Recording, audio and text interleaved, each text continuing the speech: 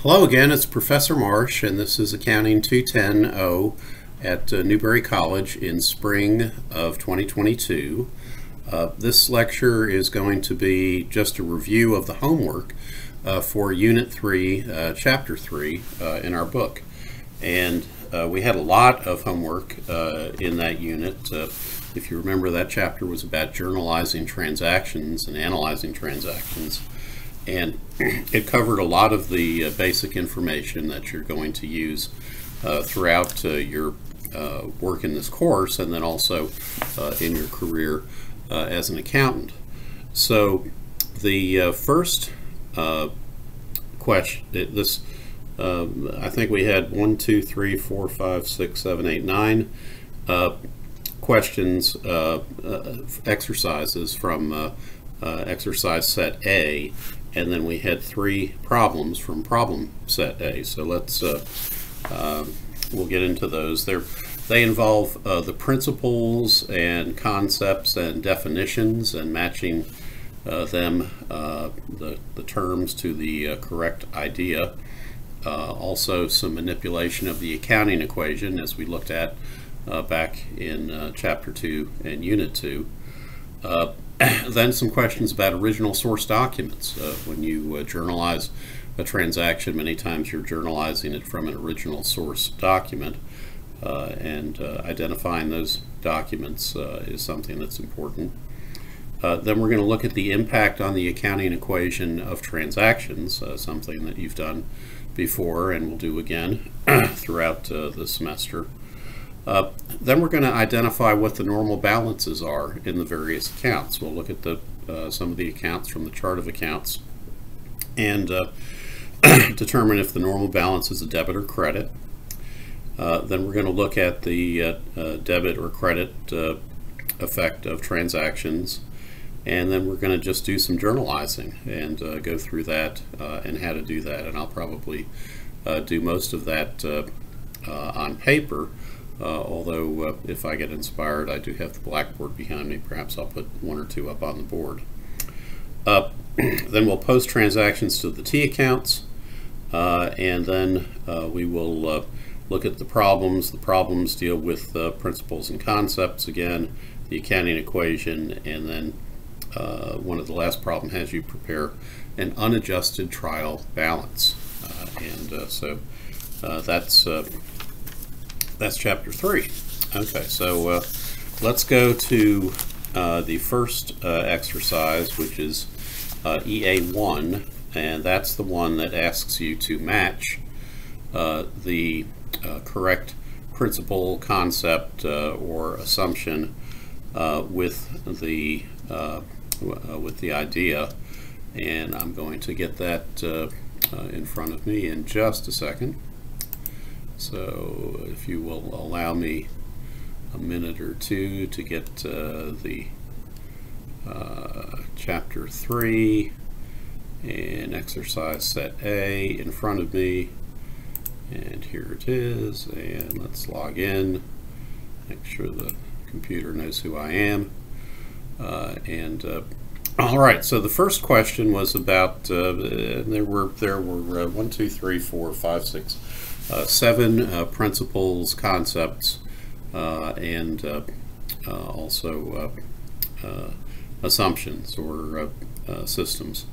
And the first one was the cost principle. And so for A, the cost principle, the correct answer was Roman numeral 2, so 2 little i's. The cost principle is also known as the historical cost principle, and it states that everything the company owns or controls as far as assets must be recorded at their value as of the date of acquisition. So we don't restate assets up to their current value, even if we bought plant and equipment back when it was worth $1 million 20 years ago, and today we could sell it for $5 million. We still keep it on the books at $1 million. So that's the cost principle. B, the full disclosure principle. The correct answer there is little Roman numeral 4, IV. The full disclosure principle provides that businesses must report any business activities that could affect what is reported on the financial statement. And so that's full disclosure. And of course, an example of a business that didn't do that was Enron, which led to the Sarbanes-Oxley Act. Okay, then the third principle or concept is C, the separate entity concept.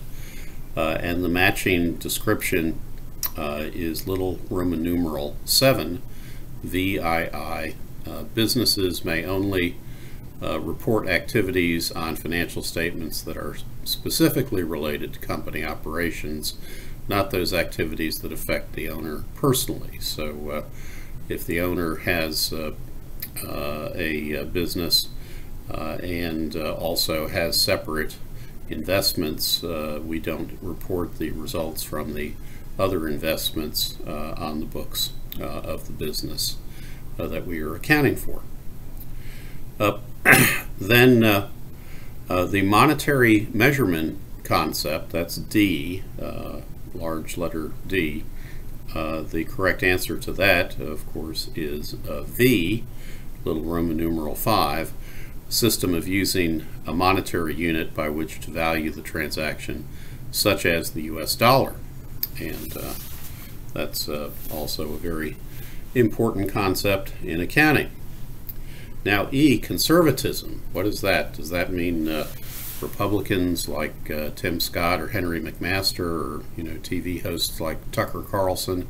No, conservatism means what is in I, Roman numeral 1, if uncertainty in a potential financial estimate, if there is uncertainty in a potential financial estimate, the company should err on the side of caution and report the most conservative amount. In other words, we don't want to overstate the financial statements. We don't want to make things look too rosy. We want to be conservative in the sense that we don't count our chickens until they hatch. And so that's the type of conservatism that we're talking about, not political conservatism. The revenue recognition principle, that's F. The correct answer for that is little Roman numeral 6, or little VI. The period of time in which you performed the service or gave the customer the product is the period in which the revenue is recognized.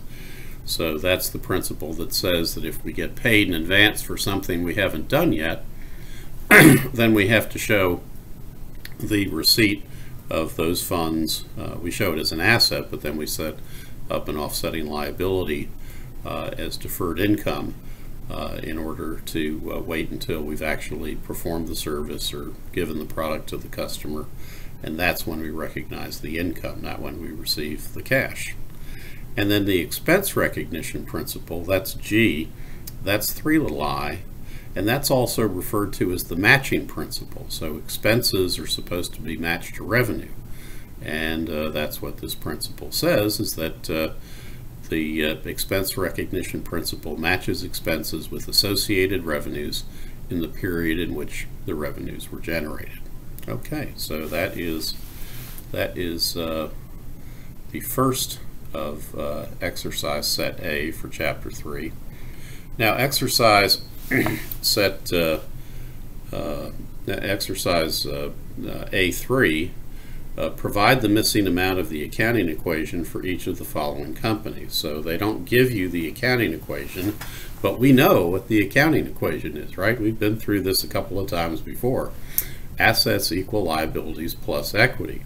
And so you should probably be able to eyeball Gianni's, or is it Johnny? I don't know. How do you pronounce that? It was always Gianni Versace spelled that way, so perhaps it's just Johnny. But Gianni has $222,000 in assets, equity of 147, and so the question mark is the difference between those two numbers. So assets minus the equity is going to equal the liabilities if we manipulate the accounting equation around a little bit. And so we're going to have let's see, 53 plus 22 is 75. We're going to have 75,000 in liabilities, and so that's the answer there.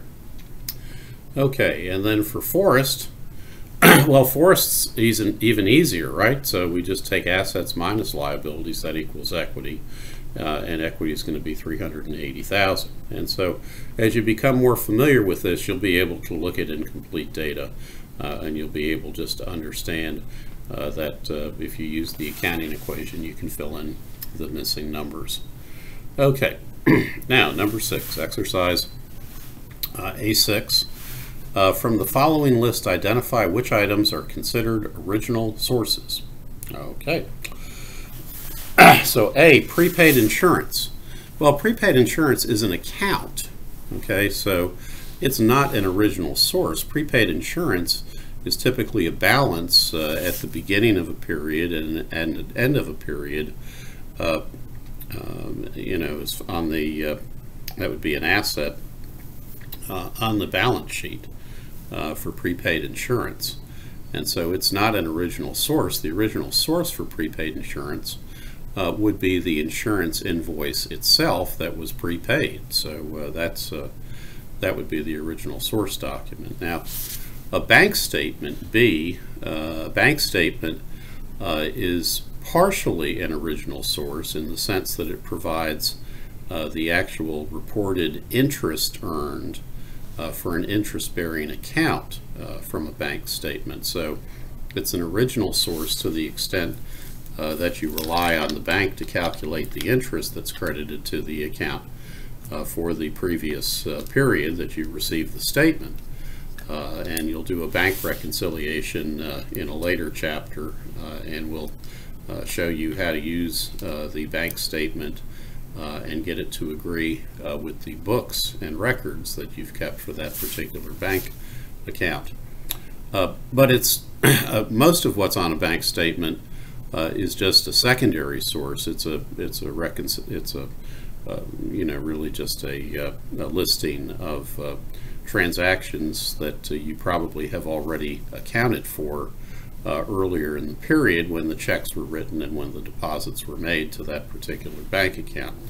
And the checks that are written or the invoices that relate to those checks, and then the deposits that were made or the records of the invoices that were sent to customers that led to those deposits, those are probably the original sources.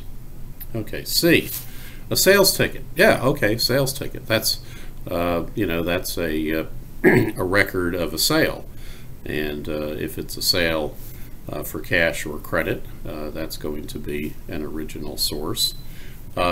If it's a ticket for a sale to take place at some time in the future, perhaps at this point it's not yet an original source because there's no transaction to record. The sale is going to take place when the product or service you know, the product is delivered or the service is performed. And so but I think a sales ticket, in the sense that the book means it, is an original source document.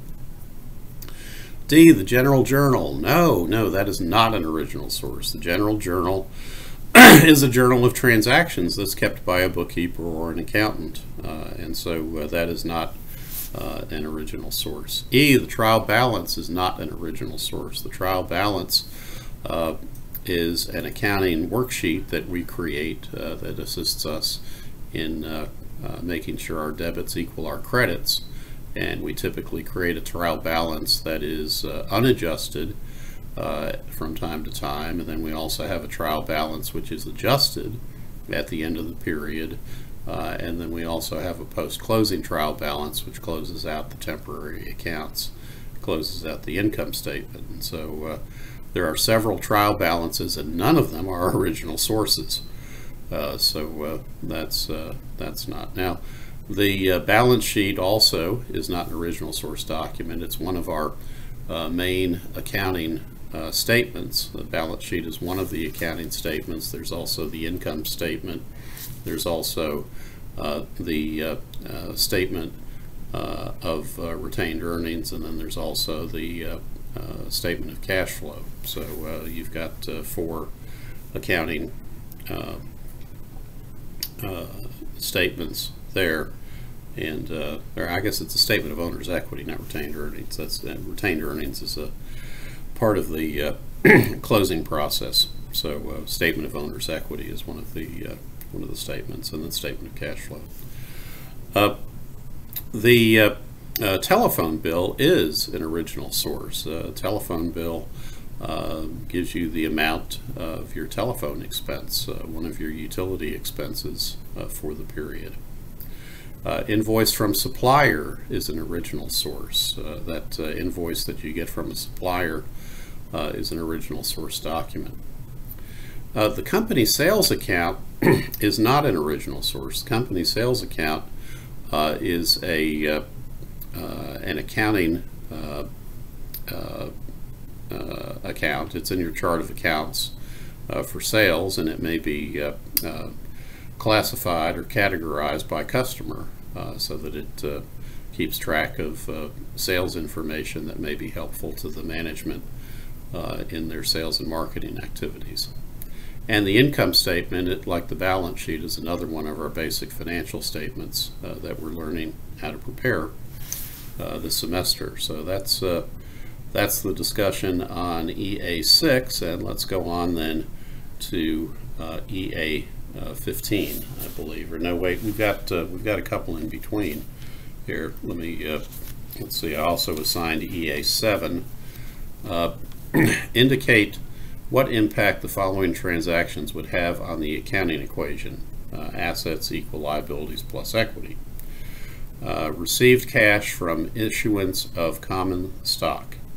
So the first impact that it would have, and I'll take this in the order in which you would journalize the transaction, is when you receive the cash, you would make a debit entry to increase cash by the amount received. And then when you issue stock, you would make a credit entry to the common stock account to reflect the amount of common stock that was issued. So that would be the first and the second impact, respectively. Now we sold goods to customers on account. So let's think about what happened here. Did we get any cash? No. But do we still have to make an entry in our journal as the transaction occurs? Yes, we do. This is a sale transaction, and so we are going to have to make an entry that would, since we're selling it, we're receiving an accounts receivable. That'll be our credit entry.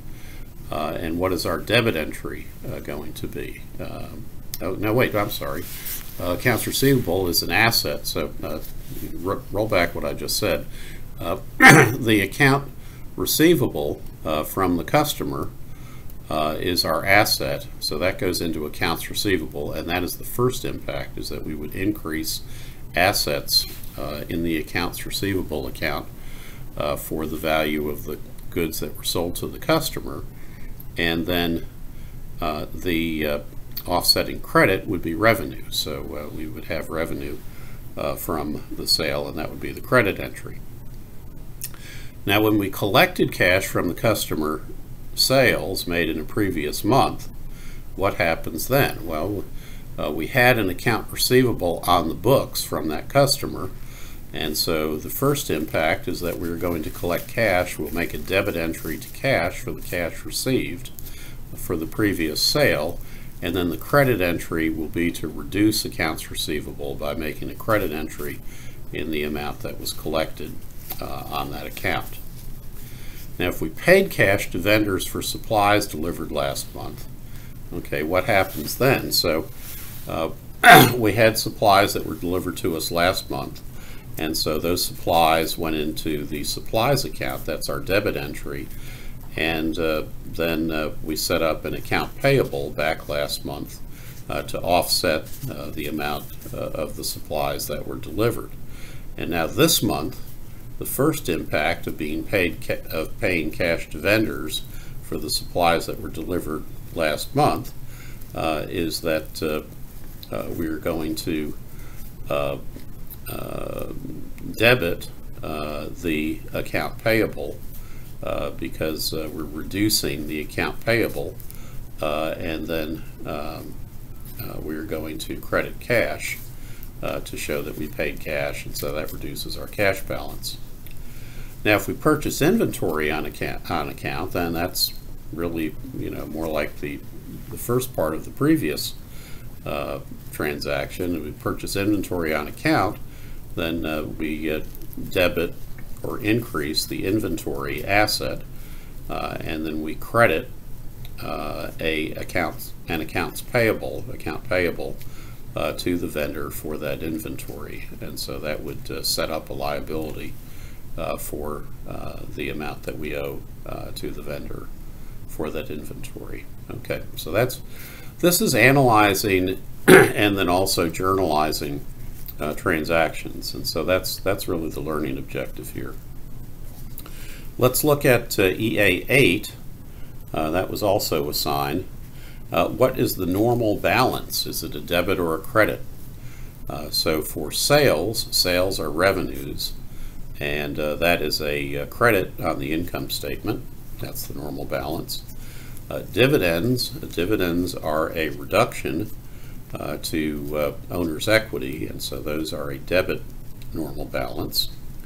Office supplies are an asset, typically a current asset, and that typically has a debit balance. Retained earnings, the normal balance is assumed to be profitable, that you will have accumulated retained earnings, and so that will be a credit balance. Although if you've had an accumulated loss, it could be a debit balance, but the normal balance is typically assumed to be a credit balance for retained earnings, thinking that we, notwithstanding our conservatism principle, we are going to have a business. If it's going to stay in business, it eventually have to have some profits, and those are credits on the balance sheet. Accounts receivable are an asset. That's a debit balance. Prepaid rent is an asset. That's a debit balance normally. Prepaid insurance, same thing. That's an asset, debit balance. Wages payable is a liability. That is a credit balance. A building is an asset. That is typically a debit balance. Normal balance is a debit balance.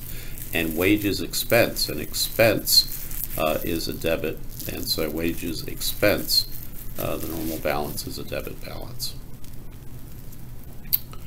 Okay, number 11. Identify whether each of the following transactions would be recorded with a debit. And notice this, debit is abbreviated DR. I have to tell you, for the life of me, I have been a CPA for 20 years, and I don't know why debit is abbreviated DR. Credit, CR, I understand that, but why is debit abbreviated DR? But that's what we do. That's what we do. We abbreviate debit with the DR. When you set up a journal, maybe something that looks like this, and you've got your headings, you've got the date, you've got the transaction identification number, if you have that in your accounting system, you have the account number, you have a description, first of the two accounts or three accounts or however many accounts are affected by the entry, and then the debit's typically first, and then the credit or multiple credits are subsequent to that. But look, DR and CR, why do we do it that way? I don't know. So maybe somebody can find that out for me. But okay, so EA 11 in Chapter 3, a cash increase, is that a debit or a credit? Well, a cash increase is a debit. A supplies decrease, that's using supplies up, that's a credit entry, that reduces an asset. An accounts payable increase, that's incurring a liability, that's a credit entry.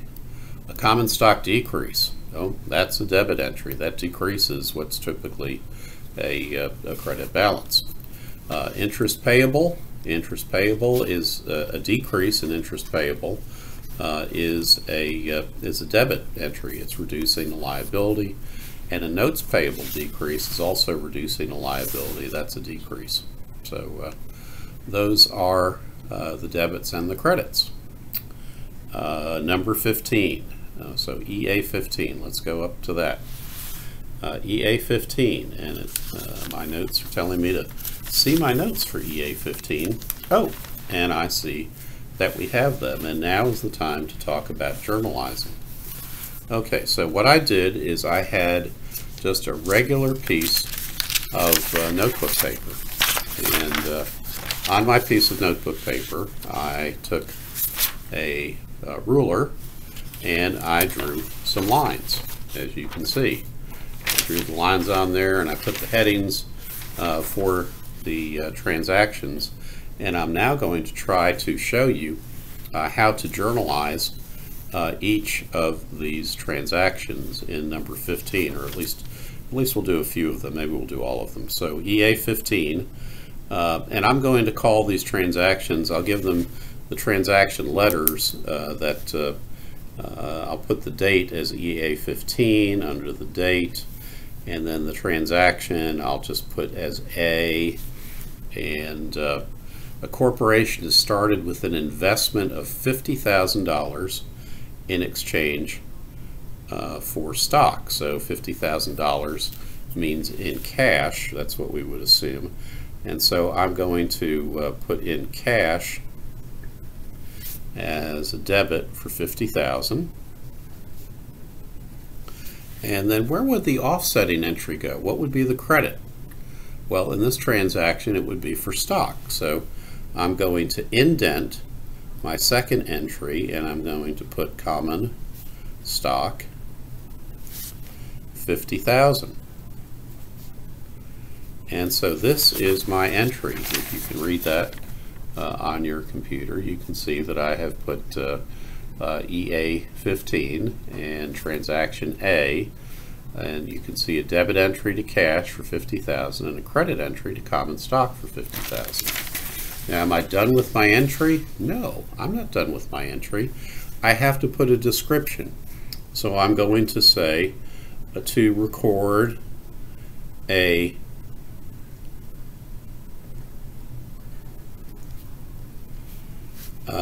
sale of common stock to a shareholder. So there we go. So now we have a description. Now typically in our journal we would then make a line, and I'm going to do this in ink. And actually I did my journal entry in ink, but I have to tell you that I'm old school enough to know that that would be considered improper in the past. In the past, when you made your journal entries in a journal, you're supposed to use a pencil. And the best accountants would have sharp points for their pencils because they didn't make a lot of mistakes, and their erasers would be nice and firm because they didn't have to erase a lot. So in any event, there's actually a term called a sharp penciled accountant for someone who is quite a good accountant. Well, let's try B. Okay, so B in EA15, equipment worth $4,800 is ordered. Okay, so how do we journalize that? What have we done? Well, we have ordered equipment. Did we receive the equipment? No.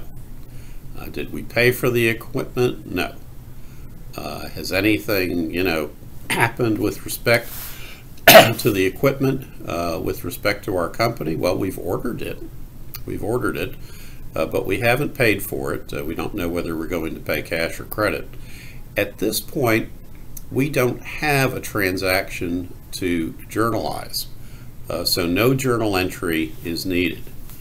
And so with my sharp pencil, I'm going to write no journal entry is needed at this time. Now, when it's time to pay for that equipment, then we'll have something to journalize. Or when the equipment is delivered on account, then we will have something to journalize. But at this point, we don't have a transaction that needs to be journalized. And so this is part of your learning to identify transactions that you have to journalize. Okay, now C. Let's see if we can find something to journalize. So office supplies worth $750 are purchased on account. Okay, so this is kind of like the last one, except at this point we actually have a purchase. And so we can have a purchase transaction. So we're going to take the office supplies. That's our first impact. We're getting $750 in office supplies. And so I'm going to make a debit to the asset of office supplies for $750. Again, with my sharp pencil. And then we have to have an offsetting credit. Well, it was purchased on account, which means that we have to find the accounts payable account. And so I'll put in accounts payable and make a credit entry for $750. And you can see that's the second entry that we have in our journal. And so let's just put that, let's say, to record purchase of supplies on account. Okay, so to record purchase of supplies on account. Okay, and then I'll put a line underneath that, and we'll go on to the next entry. You don't have to have fancy accounting paper in order to do this work. You can make your own journal with just a piece of notebook paper. I mean, I see a lot of you have those little tablets, those little writing tablets that you use, and those are just fine. Just make a couple of lines for your columns, and you're fine. And until you start putting in the account numbers, you don't need that, and you probably don't even need the transaction numbers. You just kind of need the date, the description, and the debit, which is DR, the credit, which is CR. Those might be the only columns that you need for these early assignments, but I'm letting you see the way that it will be by the time you get to the end of the semester, and by the time you're dealing with real accounting systems. Up here, remember, cash would be 100. Common stock is probably your first equity account, and so that would be 300. So account 100 or 101, and this would account 300 or 301 or something like that. But we don't have account numbers in the chart of account yet, so let's not worry about that. Okay, let's look at D. Let's look at what they tell us about D. So a part-time worker is hired, and the employee will work 15 to 20 hours per week starting next Monday at a rate of $18 per hour. How do we analyze that? How do we put that on the books? Well, let's see. What has happened to the company? Well, at this point, the expense hasn't taken place because the employee hasn't come to work yet. So at this point, nothing has happened. We don't know how many hours the employee is actually going to work and how much we're going to have to pay the employee in total until we get to after next Monday, or perhaps get to the end of the pay period that includes next Monday. So at this point, there's no journal entry needed. So I'll just put no journal entry is needed for D, and I'll draw a line underneath that.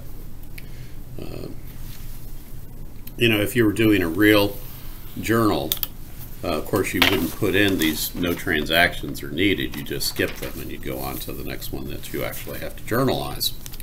Okay. Journalism? Maybe are we studying journalism? Well, anyhow, maybe not. Maybe not. I think that's in the English department. Okay, equipment. So the equipment is received along with the invoice. I guess they mean the equipment from B, the $4,800 worth of equipment. Payment is due in 3 equal monthly installments, with the first payment due in 60 days. Okay, so now we have a transaction, we've received the equipment, and we have the terms for payment, and it's going to be purchased on credit. So we're going to receive the asset. That's our first impact. Our first entry is going to be a debit for $4,800 for equipment. And then the credit entry is going to be accounts payable.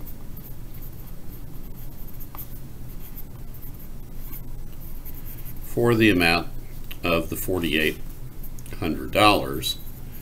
And then over the next several months, we will reduce that down as we make the payments on account.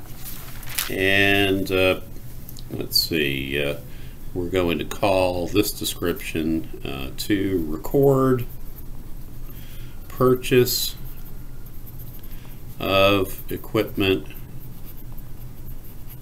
on credit. And those are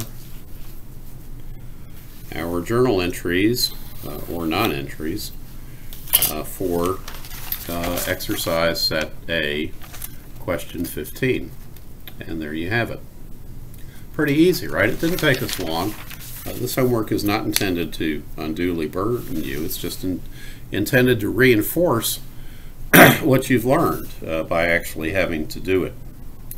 Okay, let's go on to exercise 20, and that also is doing some journal entries. So I would create, in real life, I would create a new journal for a new company and label it, and then have transactions underneath it. But just for the homework, I'm going to maybe pretend that this is the same company, and I'll just put the date in as EA20 and prepare journal entries to record the following transactions. So well, okay, we've got dates then. Okay, so January 22nd, so 1/22.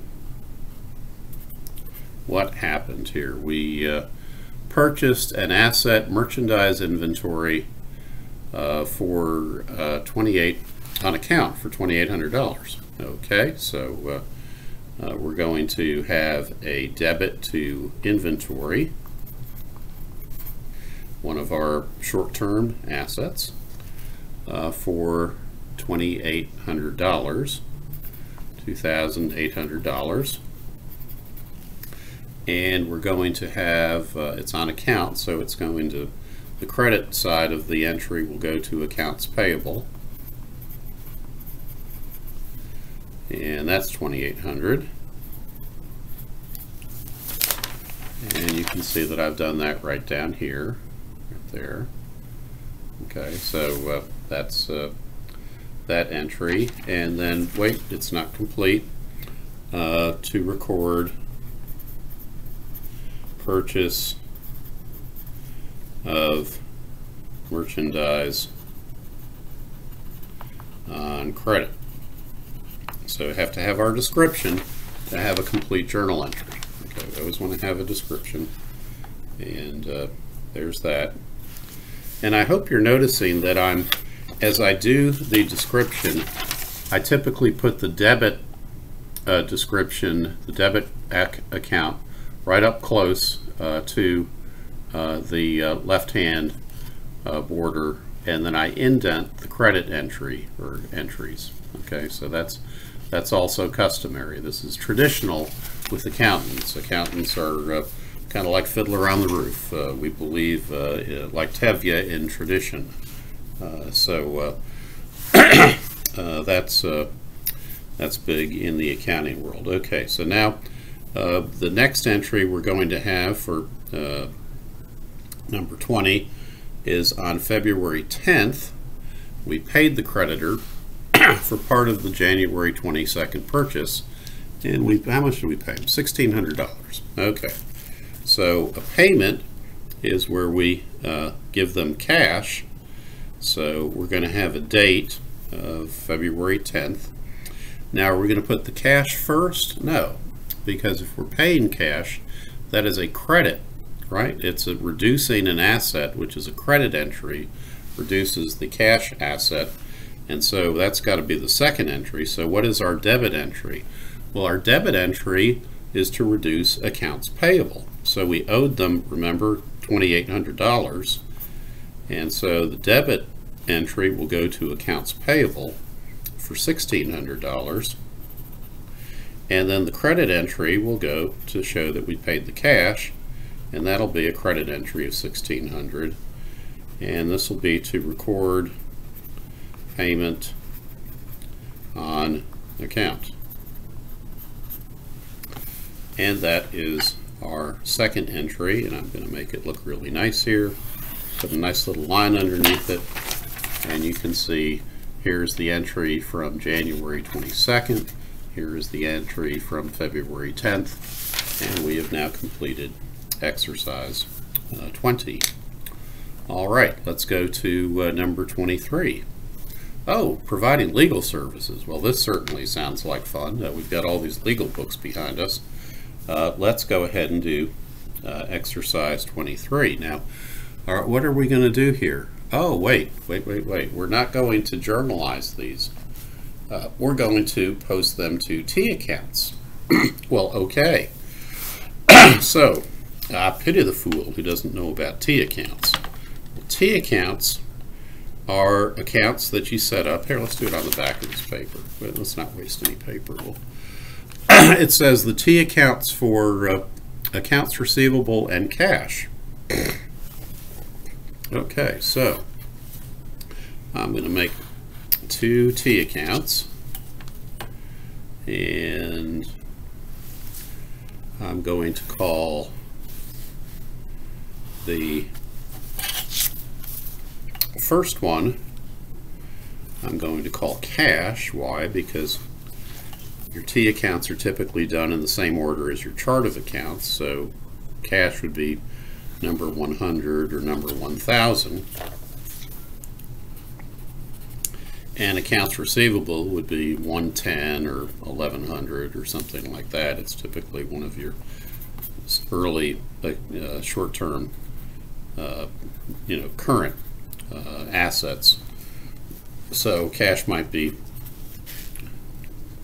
100 and accounts payable might be 110, like that. And I've got these T accounts that I've set up, and on under the cash account, on the left hand side of the T, we're going to put our little friend DR, and on the right hand side we're going to put CR, and we're going to put the debit entries on this side and then the credit entries over on this side for cash. And we're going to do the same thing for accounts payable. Why did I say accounts payable? Did I do accounts receivable? I'm sorry. Okay, this is why we use a pencil. Okay, so look, I made a mistake.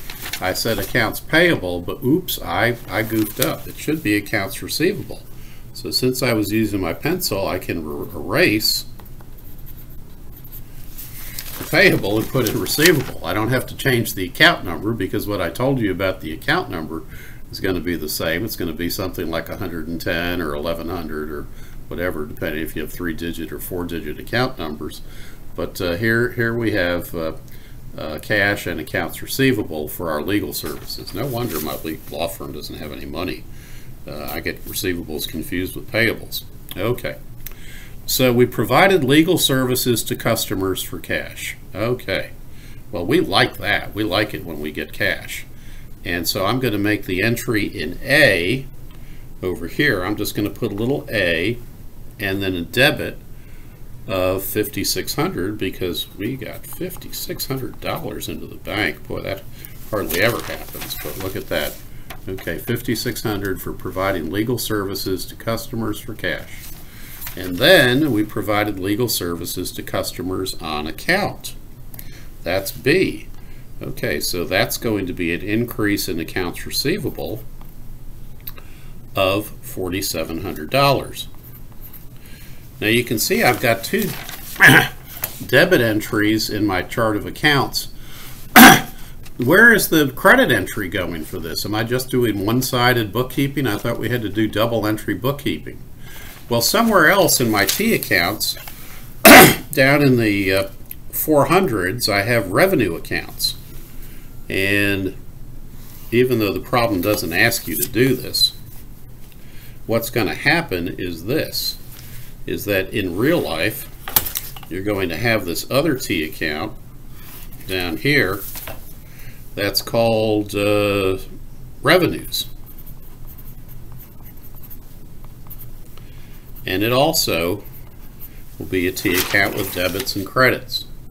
And the offsetting entry in both of these first two transactions, A and B, is going to be a credit to revenues for $5,600 for the cash you got and $4,700 for the accounts receivable. And so way down here in my T accounts, revenues, we'll call revenues 400. Okay, we've got these two entries, and we're having a pretty good month right now. We've got over $10,000 in total revenues. That's pretty good. Now, what are we going to do here with C? Well, what the book tells us is that we collected cash from customer accounts of $3,500. So for this one, in the cash account, we collected some cash. It's always nice when you get cash. Would have been nice if we had gotten the whole $4,700, but $3,500 is better than nothing. So we are going to put a debit entry in cash for C. Did I put C? I put the wrong number. I put B, the wrong letter. See, it really helps to use a pencil when you do this homework. Okay, so this is transaction C. We collected the $3,500, and then the credit entry is going to be to reduce accounts receivable. So I'm going to put a C over here, and I'll put $3,500 because we collected this on account. And in the journal entry, it would tell us what we did. In the T account, we just put them in there. And then let's say this is the end of the period. So we get to the end of the period, and we've had these three transactions. And we look at the balance in our T accounts, and we see that our total cash, $9,100, which is a debit balance in the T account. That's a normal balance in the cash account. We don't have an overdraft or anything. We've got money in the bank. Gee, that would be nice. Now in accounts receivable, we're going to have to subtract the $3,500 from the $4,700, and we're going to have a $1,200 balance as of the end of the period. So you can see here I've subtracted in accounts receivable the $3,500 from the $4,700. I just draw a line under the two of them, and then I put the difference on the side that's larger, right? And so we've got a debit balance of $1,200, and then over here in revenues, we've got what's this? $10,300 in revenues. Oh, good month. Okay, so we've got a credit balance in our T account at the end of the period of $10,300, and that would be a pretty good month. Anyhow, that's a little introduction to maintaining T accounts. And typically, what you'll do is you will prepare your journal entries first, and that's how you will analyze the transactions and do that in your journal, and then you would transfer those to the T accounts for the individual accounts that are in your chart of accounts. Your balance sheet accounts up here, cash and accounts receivable, and then your income statement accounts would follow behind them. And that's T account maintenance, and that's I think that's it for chapter 3. Is there anything else for chapter 3? Oh wait, we've got some problems too. Okay, so let's go to problem set A and analyze the principles that are involved here. We have to identify the principle, assumption, or concept that justifies or explains what occurred. The landscaper received a customer's order and a cash prepayment. This is problem 1, problem set A, problem 1. So the landscaper received a customer's order and cash prepayment to install sod at a house that would not be ready for installation until March of next year. The owner should record the revenue from the customer order in March of next year, not in December of this year.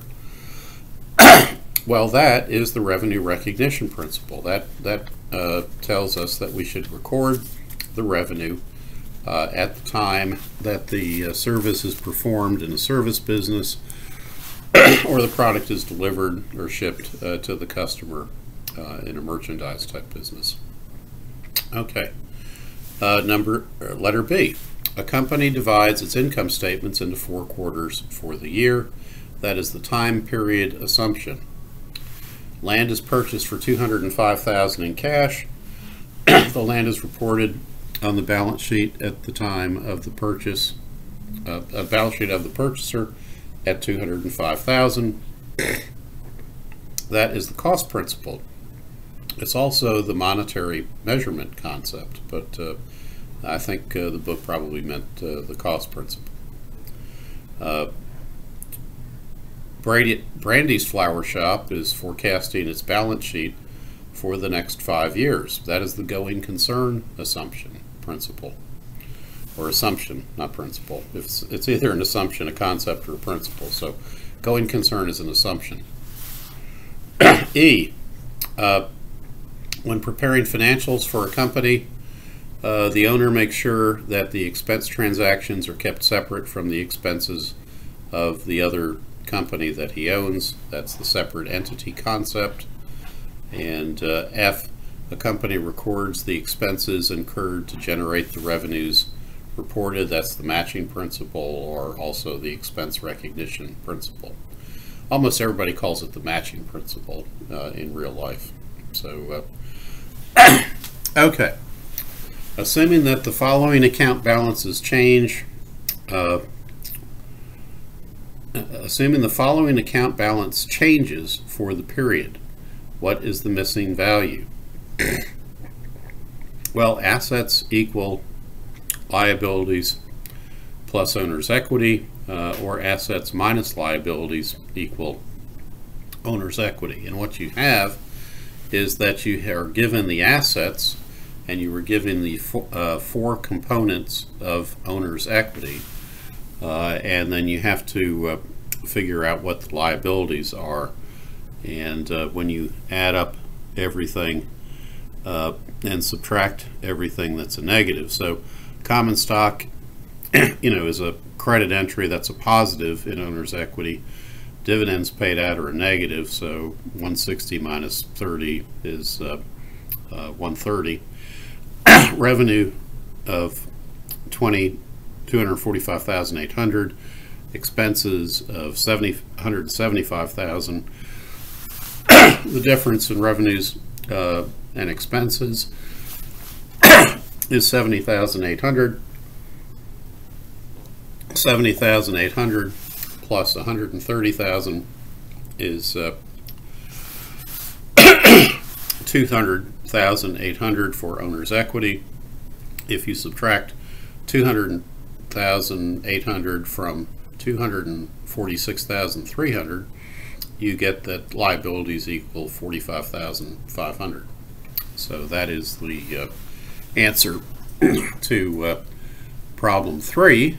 And then we also give you problem 20, which is to do a trial balance. And this is just basically looking at a trial balance and putting the various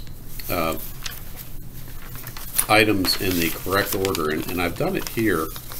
You can see that this particular accounting worksheet is not as pretty as the one that I just did for you. But basically what you do is you list all of the balance sheet accounts first, and then what you do is you list the income statement accounts, and then you total them up at the bottom of each column. And what I got is $167,865 as the total of the debits and the credits, and so my trial balance did balance, and I hope yours did too. But this is just basically to see if you can look at the various accounts and get them into the correct order in the trial balance. Usually we do assets first, current, non-current, then liabilities, this would be the same order. If these were numbers, each of the numbers would be sequential. Okay, so if there were numbered accounts, you'd have the 100 accounts for assets first, then the liability accounts, the 200s, and then the equity accounts, the 300s, and then the revenue account, the 400s, and then the expense accounts, the 500s. And then hopefully your debits would equal your credits, and you do it right. And so that's what that looks like. Sorry for the handwriting, but that's what it looks like. If yours doesn't look like that, try it again and go back into Learning Objective 3.6, that particular section of the chapter, and look at the unadjusted trial balances that they have and see if you can go ahead and make yours look like the example that you see in the book. So, okay, that's it for Chapter 3 homework. That was a long one, but hopefully you found that worthwhile. It's been almost an hour. I don't think an hour is too long to take to do homework for a chapter, especially something as fundamental as this. If you didn't get this right, do it again. Do it again, and go look at my lectures. A lot of you are not watching the lectures. You may find that you get something from them, and that's particularly important as you go forward through the semester. So have a great day, and again, we're still on the spring break, but please keep up with your reading, and we'll see you again next time. Thanks a lot. Bye-bye.